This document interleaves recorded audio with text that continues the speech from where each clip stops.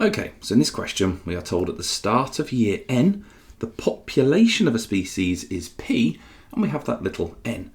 At the start of the following year, the population of the species is given by Pn plus 1 equals Kp, where K is a positive constant.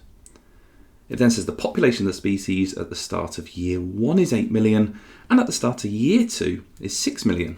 Work out the population of the species at the start of year 3. So this here, this P with the little n, triggers that this is going to be an iteration question, which without a calculator is quite a strange one.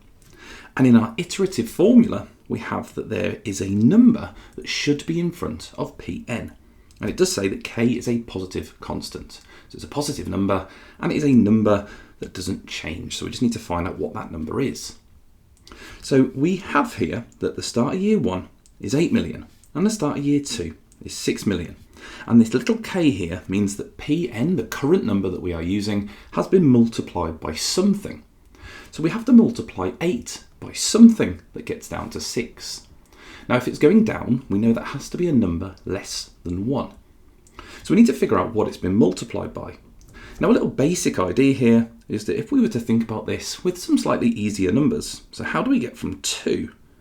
How do we get to 10? Well, we would do 10 divided by 2. We would take the answer and divide it by that starting number.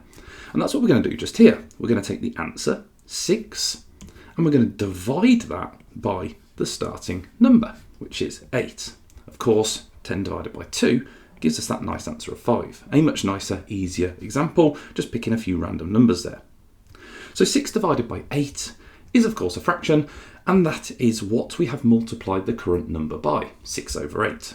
However, if we're going to multiply 6 by that to find the start of year 3, we want to try and think if we can simplify this or write this in a different way. So we can definitely simplify the fraction. We can divide both of these by 2, and that gives us 3 over 4, or if we prefer, we could write that as a decimal, which would be 0.75. So in order to get from our 6 million at the start of year 2 to the start of year 3, we need to do 6 multiplied by either 3/4 or by 0.75. And obviously at this stage here, it would be completely up to you which one you prefer. But if you want to times by 0.75, then we could hop the decimal out and times by 0.75, or we could find another way of doing so. But we can just do 75 times 6, and we can pop that decimal back in. 6 times 5 is 30, 6 times 7 is 42, plus the 3 is 45.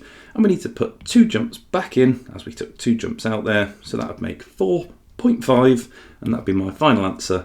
So 4.5 would be the population at the start of year 3. Now, of course, this is related to millions, so it would be 4.5 million. And there we go, that would be our final answer there. And that is some iterations without a calculator. If you want all 9 questions like this in one place, then grab my REVISE9 revision grids completely free. Click the link in the description, create your free account, and unlock them inside Upgrade or TGMT4T. Simply head to the REVISE9 tab, select Higher or Crossover, and download them instantly.